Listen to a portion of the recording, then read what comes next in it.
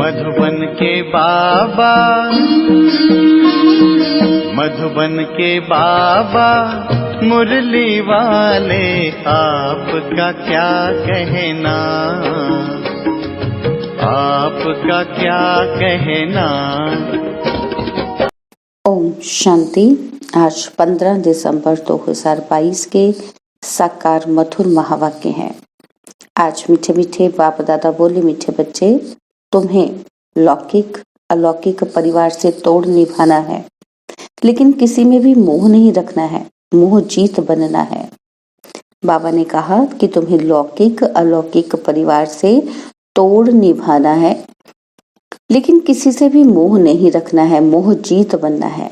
बाबा ने आज प्रश्न पूछा, कयामत का ये समय है, इसलिए बाप कौन सी श्रेष्ठ मत तुम सबको सुनाते रहो।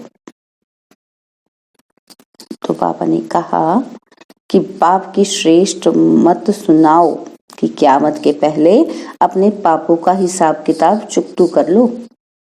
अपना भविष्य श्रेष्ठ बनाने के लिए बाप पर पूरा पूरा बलिहार जाओ। क़यामत के पहले ज्ञान और योग से मुक्ति, जीवन मुक्ति का वर्षा ले लो। सारा पुरुषार्थ अभी ही करना है। बाप पर सब कुछ बलिहार करेंगे तो 21 जन्मों के लिए मिल जाएगा। बाप का बनकर हर कदम पर डायरेक्शन लेते रहो। ओम शांति। बाप बैठ बच्चों को समझाते हैं कि अभी तुमको 3 बाप से तोड़ निभाना है। भक्ति मार्ग में 2 बाप से तोड़ निभाना होता है। जब सत्युग में हो तो 1 बाप से तोड़ निभाना होता है। ठीक है ना? तो हिसाब बुद्धि में बैठता है। जिसका बनना होता है उनसे तोड़ भी निभाना होता है। इसलिए बाप कहते हैं कि लौकिक कुटुंब परिवार से भी तोड़ निभाना है अंत तक। कोई लौकिक संबंधी को चिट्ठी लिखते हो तो वाया पोस्ट ऑफिस जाती है, तो यहाँ भी बेहद के बाप को चिट्ठी लिखते हो। शिव बाबा, केयर ऑफ ब्रह्मा, इन बातों को सिवाय तुम्हारे और कोई समझ नहीं सकते। यहाँ कोई नया आदमी आकर बैठे और बाबा कहें कि तुमको 3 बाप है तो समझ ही न सके। एक है लौकिक बाप, दूसरा यह संगम युगी अलौकिक बाप, और तीसरा पारलौकिक बाप तो सबका है ही। भक्ति मार्ग में भी है तो अभी भी है। ये कोई जानते नहीं, सिर्फ उनका गायन पूजन करते हैं।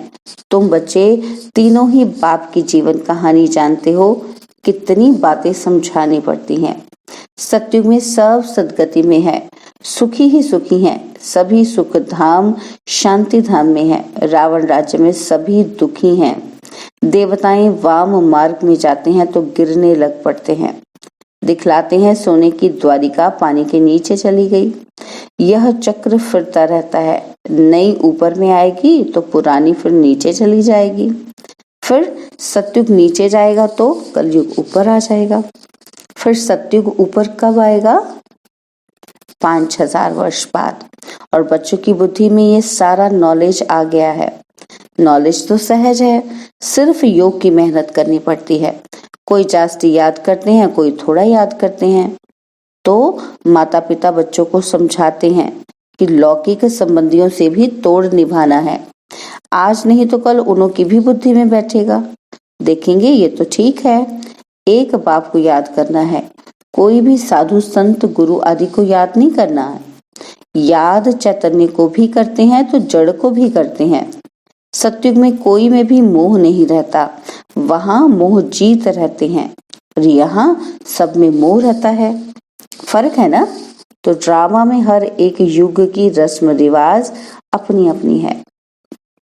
ये बाप बैठ समझाते हैं क्योंकि बाप ही नॉलेजफुल है यह भी बाप और वह भी बाप। वह भी क्रिएटर और यह भी क्रिएटर। ब्रह्मा द्वारा क्रिएट करते हैं, अडॉप्ट करते हैं। अडॉप्ट करना अर्थात अपना बनाना। शूद्र धर्म वाले जिनका बहुत जन्मों के भी अंत का जन्म है, उनको बाप अडॉप्ट करते हैं। और तुम बच्चे बाप को जान गए हो और बाप द्वारा सृष्टि चक्र को भी जान चुके हो। बाप द्वारा क्या वर्षा मिलता है उसको भी जान गए हो। तुम बड़े हो, समझते हो, तब तो अडॉप्ट हुए हो। बिगर समझ अडॉप्ट कैसे होंगे? कोई को अपना बच्चा नहीं होता तो दूसरे को अपनाते हैं। साहूकार का ही बच्चा बनेंगे तो गरीब का बच्चा थोड़ी बनेंगे। बाप कहते हैं मुझे बच्चे चाहिए, जरूर अडॉप्ट करेंगे। यह भी तुम जानते हो कि अडॉप्ट उनको करेंगे जिनको कल्प पहले किया है। जो कल्प पहले पाठ चला है वही एक्ट रिपीट होती जाएगी। जब मेरे बनेंगे तब उनको पढ़ाऊंगा। पाप और घर को याद करो। सुख धाम और शांति धाम को याद करना बहुत सहज है, परंतु बुद्धि बड़ी विशाल चाहिए। छोटे बच्चे समझ नहीं सकेंगे, वह सिर्फ बाबा बाबा कहेंगे और कोई के पास जाएंगे ही नहीं। यहाँ तो सब है गुप्त बातें। समझ भी है, बुद्धि को ताकत मिलती है और ताकत मिलने से सोने के बन जाते हैं। कोई कमजोर होते हैं तो उनको सोने का सॉल्यूशन पिलाते हैं, सोने का पानी भी बनाते हैं। यहाँ तो तुमको रूहानी नॉलेज मिल रही है। यह नॉलेज ही इनकम है। नॉलेज तो सबको एक ही मिलती है, फिर जो पुरुषार्थ करे। इसमें मूंझने व घबराने की कोई बात नहीं।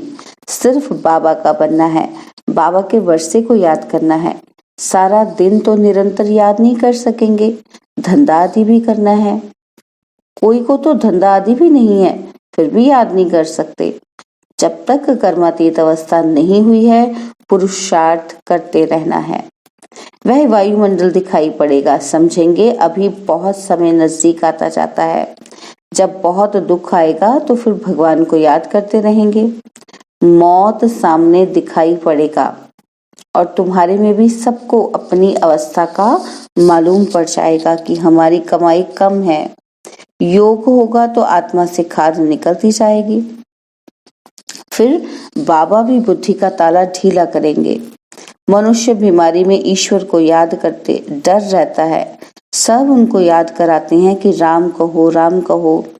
बाप भी कहते हैं बाप और वर्षे को याद करते रहो। एक दो को सावधान कर उन्नति को पाना है। ऐसे नहीं कि पुरुष चले स्त्री को ना चलाए। यह जोड़ा है हाफ पार्टनर का, परंतु आजकल हाफ पार्टनर भी समझते नहीं है। कोई कोई इज्जत रखते हैं, नहीं तो आजकल के बच्चे ऐसे निकल पड़े हैं जो माँ बाप की मलकियत को उड़ा देते हैं। माँ को पूछते भी नहीं।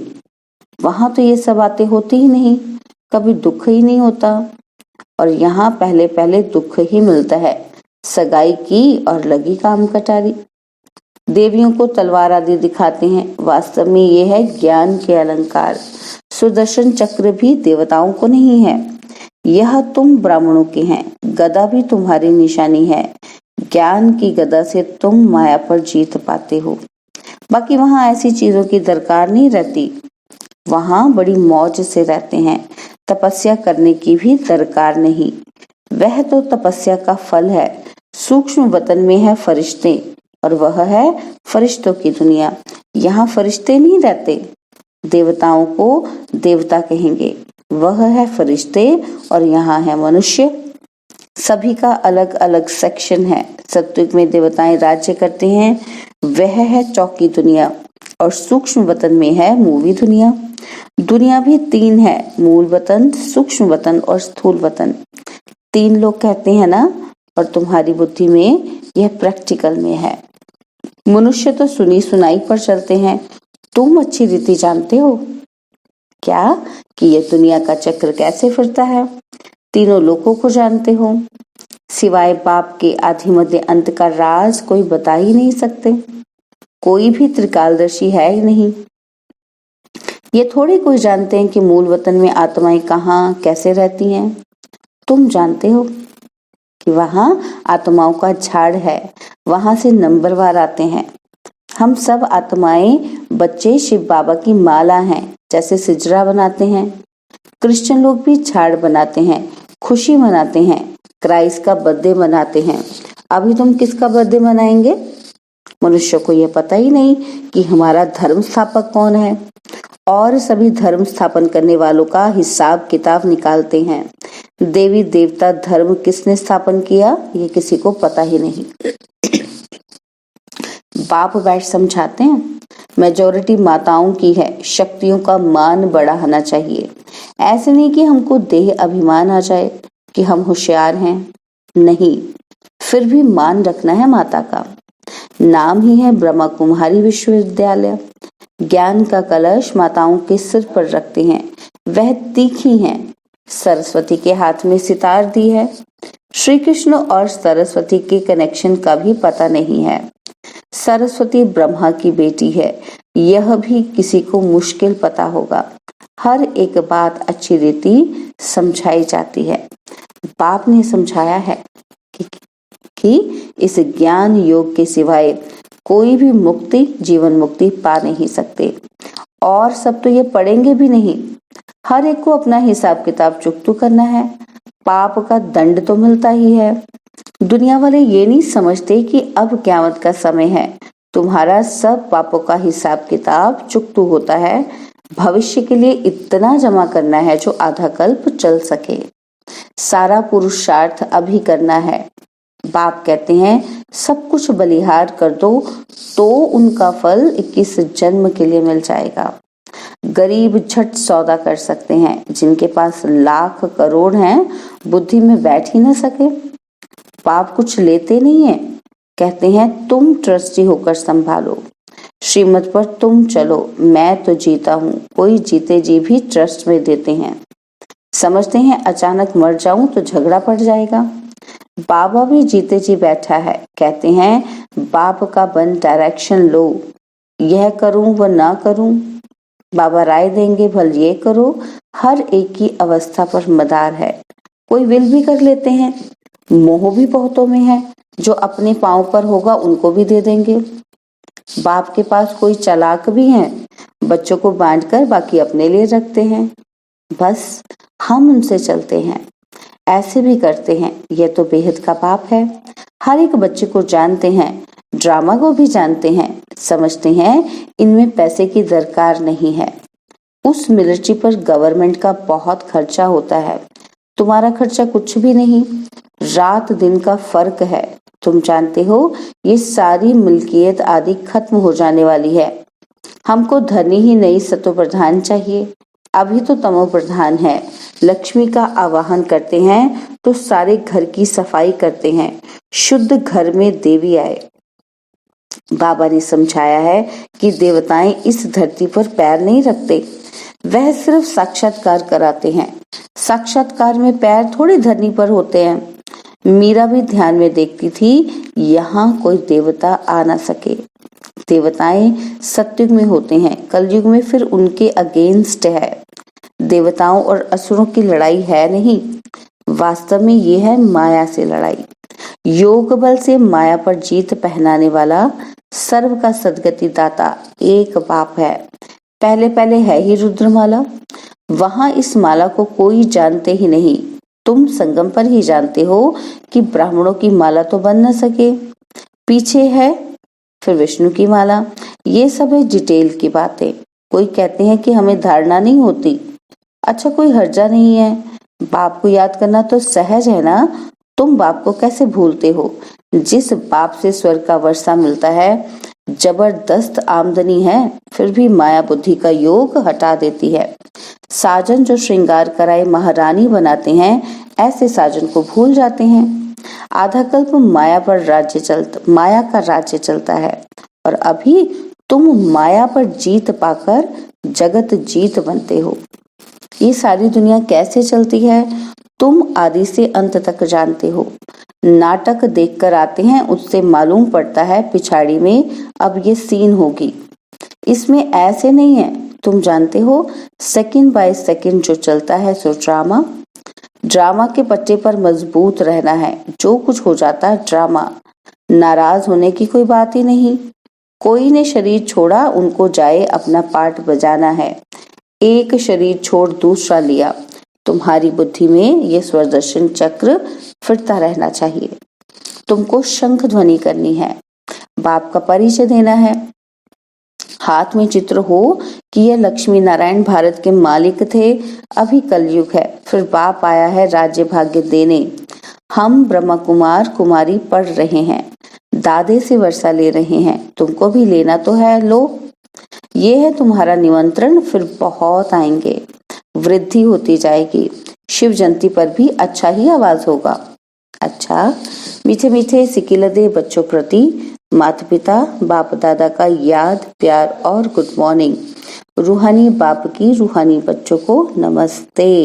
हम रूहानी बच्चों की रूहानी बाप दादाजी की दिलवा जान सिकवा प्रेम से नमस्ते।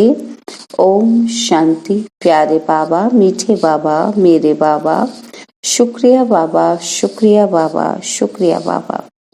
धारणा के लिए मुख्य सार है। पहला पॉइंट, ड्रामा के पट्टे पर मजबूत रहना है, किसी भी बात में नाराज नहीं होना है, सदा राजी रहना है।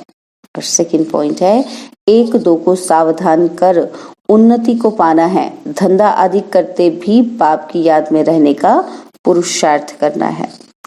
बाबा ने आज हमें वरदान दिया, सुख स्वरूप बन सबको सुख देने वाले मास्टर सुखदाता भव। सुख स्वरूप बन सबको सुख देने वाले मास्टर सुखदाता भव। संगम युगी ब्राह्मण अर्थात दुख का नाम निशान नहीं, क्योंकि सुखदाता के बच्चे मास्टर सुखदाता हो। तो जो मास्टर सुखदाता सुख स्वरूप है, वह स्वयं दुख में कैसे आ सकते हैं? बुद्धि से दुख नाम का किनारा कर लिया। वे स्वयं तो सुख स्वरूप रहते ही हैं, लेकिन औरों को भी सदा सुख देते हैं। जैसे बाप हर आत्मा को सदा सुख देते हैं, ऐसे जो बाप का कार्य वो बच्चों का कार्य। कोई दुख दे रहा है तो भी आप दुख दे नहीं सकते। आपका स्लोगन है, ना दुख दो ना दुख लो। आज का स्लोगन, हर्षित और गंभीर बनने के बैलेंस को धारण कर एक रस स्थिति में स्थित रहो।